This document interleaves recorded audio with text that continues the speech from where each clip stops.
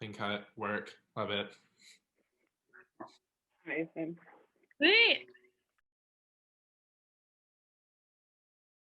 You are a recent Nashville transplant, right? Yeah. Yeah. So we wanted to ask you, like, how's that going? What like favorite spots do you have? Just like, how's your experience been? I loved it here. I've been wanting to move out of New York pretty much since I got there. I love it. But it is really, I get overstimulated there pretty easily. So I had been looking to find a place like this for a long time. And then I came here and I'm just like, it's just the perfect blend of like nature and people for me. I go to Portland Brew. I haven't really been able to explore very much because of COVID, but hopefully soon. Portland Brew's awesome. So are you like 12 South? Is that like your area? I'm Or pretty close. I'm in Green Hills. I still don't totally understand the geography of the place, but yeah, I think it's just like my favorite thing about Nashville so far has been I grew up in LA and then I was in New York for 10 years, and there's such an emphasis on like everything being a means to an end and like career and success. And I think here people really value quality of life, and that's what I'm into. I'm good. I very much understand. I'm from LA, so it's very fast paced, and like it was really nice coming here for a bit of a change. Yes. Yeah. Totally. Yeah. We also just wanted to ask you, this kind of, I guess, relates to like the whole move during a pandemic situation, but we're guessing you probably didn't expect to release your debut album during these conditions that we're going through right now. So we're kind of just wondering how that experience like impacted you, and if you have any like takeaways from the process of releasing this album. It was my first time releasing an album at all, so the whole thing was new to me, which maybe with hindsight was a blessing because I got to do this really exciting thing during a time when there wasn't much going on. And so like although I wish so much that we could have been touring, like I'm just really grateful that I got to do something and like have an avenue for connecting with people during a time when I wasn't seeing anybody. Yeah. yeah, that's awesome. And obviously, like it's gone really well for you. You've had a pretty big year, and like you just dropped the Reimagined project, which is awesome. We wanted to know like, who is your favorite collaborator on Reimagined? Oh man, that's so hard. I couldn't believe that anybody said yes to that. They're truly some of my favorite musicians and songwriters in the world on that project, and my boyfriend did one and I love him, so that was probably the most special for me. I'm also just a fan of his music, and his interpretation of that song was like really obviously meaningful. Yeah, for And sure. then yeah, Barty's Strange turned my song Pool into like a completely different song, and I just was like I was just blown away at his like vision with that. I would have never expected. That's awesome. Kind of, I guess, relating to Reimagined and also, the original, The Baby. We were wondering if you have like a favorite moment from either the creation of The Baby or from Reimagined that like sticks out to you as being really special. A moment from the making of either one. Yeah. Oh, wow. Oh, I have one story from when we were tracking The Baby. I do this scream at the end of the Pool, which is the opening track, and I was just so nervous to. I have a really fragile voice and like a really unreliable voice, and so I was really scared to scream. And my friend Jake is like one of the best singers I know, and he produced it. And he had me like go in and scream, and they like turned all the lights off and they shut all the doors so I'd be alone, and like they were just really yelling at me and really like giving me no room for comfort or like laziness. And then I screamed like the hardest I've ever screamed, and then I immediately came out and started sobbing uncontrollably because it felt like this crazy release of something I didn't know was in me. And then he put a straw in my mouth and had me lay on the ground because I guess that's like how you repair your vocal cords after you do something like that. But he was just like the funniest visual ever. Me just like sobbing, laying on the ground in the studio, breathing through a straw. That was my favorite memory for sure. It's an amazing story. Yeah, this is also. I assume you're going to do that when you eventually get to tour. That's going to be how pool goes for you. You're going to have the straw and everything. I have to now. Yeah, I can't sing without it. Yeah, that's valid. On the subject of touring, do you have like any kind of like venue or city that you're most excited to play at, or like a dream venue or anything like that once touring becomes a reality again? Wow, we've always wanted to play Bowery Ballroom just because I have lived in New York and I like sort of came up in the music scene in New York, and that's like the dream spot. And we've opened there a couple times, but we had plans to play there for the baby tour. That obviously couldn't happen. But so hopefully when this is over, we can do that. That'll definitely be like a milestone moment for me. I love that place. Yeah, that'd be huge. Kind of relating to New York, LA, like Nashville, the whole growing up around entertainment and music, and then of course like having parents who are involved like in entertainment. We were kind of just wondering like what growing up around like so much music and entertainment, how that I guess influenced you finding your sound and like I guess who you wanted to be as an artist. I had so much support creatively. Like my parents never told me not to make art, or I definitely was encouraged to do what I love to do, and I definitely had the resources to do it, and so I'm like incredibly grateful for that.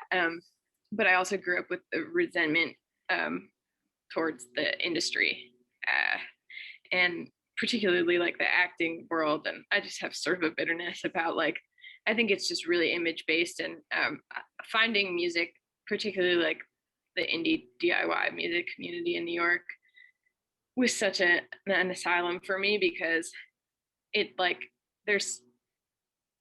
you are encouraged to be an individual, and you are praised for being an individual and like being honest about who you are. And I think, yeah, if I hadn't found that, I may not have ended up making art or in the entertainment industry in any way, just because I definitely saw like a dark side of that growing up a little bit. Yeah, for sure. What media is giving you hope right now? Like what's kind of like making you feel like, okay, maybe, things aren't all bad, or like kind of like you were talking about with the indie scene in New York, like what's kind of doing that for you now? Just any media in general. Yeah, I mean, like you can talk about whatever. Such a good question. There's honestly, I don't know if this is like an acceptable answer, but there's this guy on YouTube that nobody knows about, or not nobody. He has less YouTube views and subscribers than he deserves objectively, because he's the funniest person that exists on the planet. I don't know how to like send you guys this link, but his name is Nick Grunerud, and he posts YouTube videos, like 20-second long YouTube videos almost every day, that are just totally inexplicable, and you have to watch them, and he deserves the world. He's so fucking funny.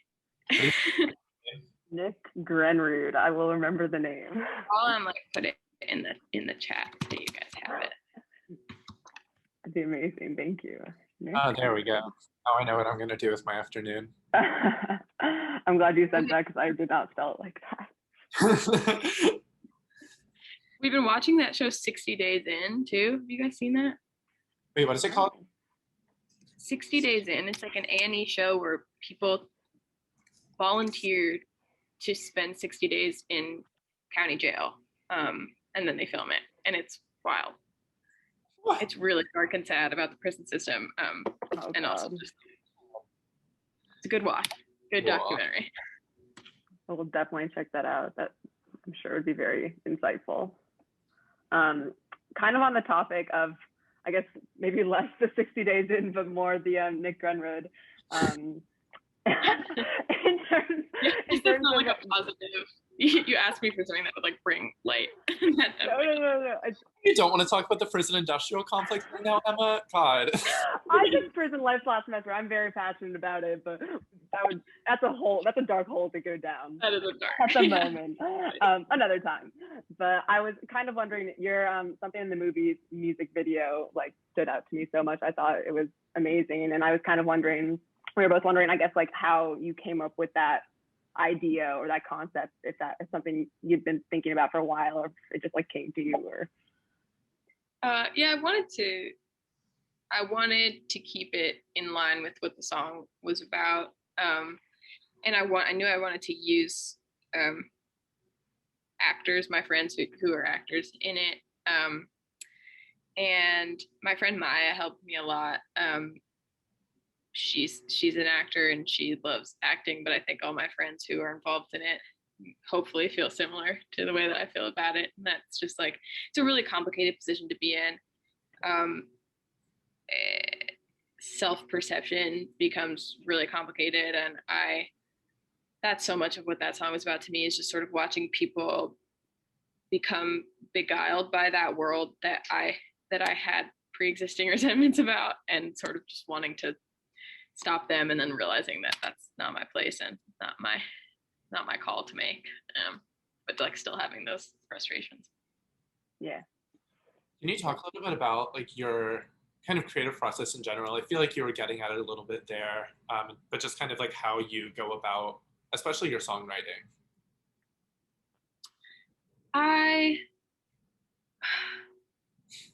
I write like full-on transcripts of conversations. Everything is autobiographical, and it's all like diary entry sort of stuff. I'm really trying to get into co-writing for other people and writing from prompts and writing fictional stories.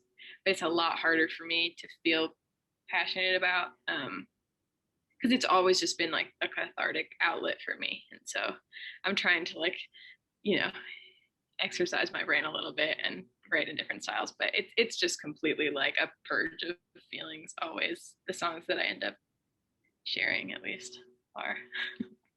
I mean, that totally makes sense, having heard the album. That's like, yeah, that's too shocking. Yeah, probably not. Anywhere other than like a personal space, so. Yeah, totally. This is kind of, I guess, a broad question, but I guess relating to like writing style and just like the way you create music, is there an area of music that like you most want to explore going forward, like whether it be like potential like genre, I guess, influences, or just like a new way of like trying to, I guess, like you're saying, in terms of writing like more from prompts and stuff like that?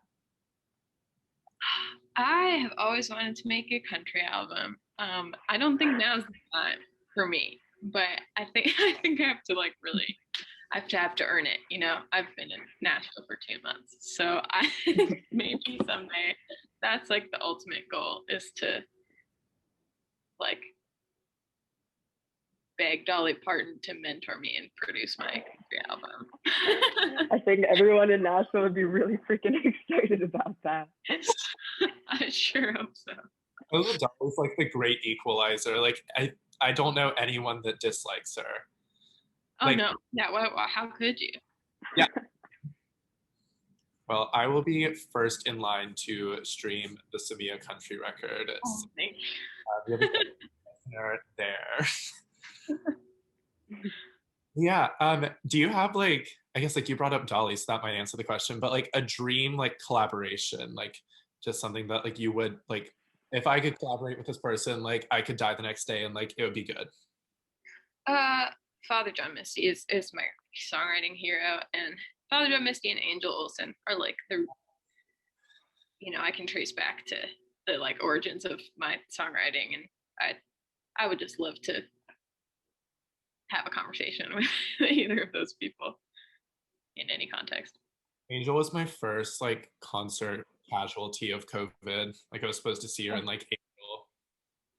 That's sweet. I got to see that show maybe 3 years ago.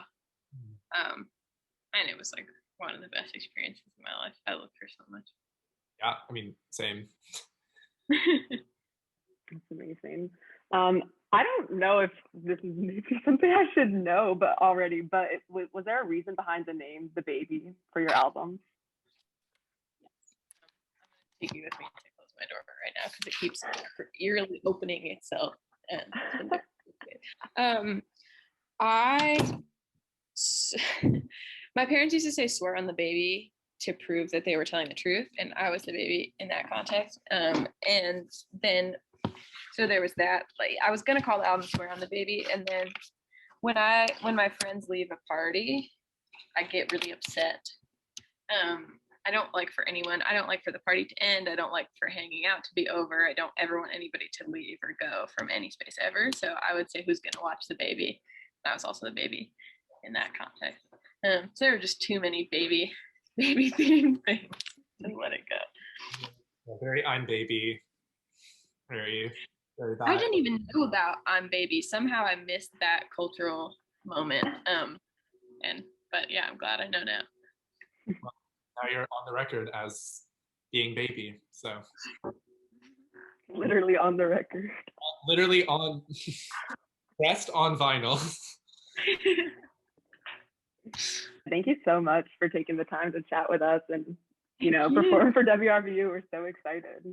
Oh yeah, thanks for having me.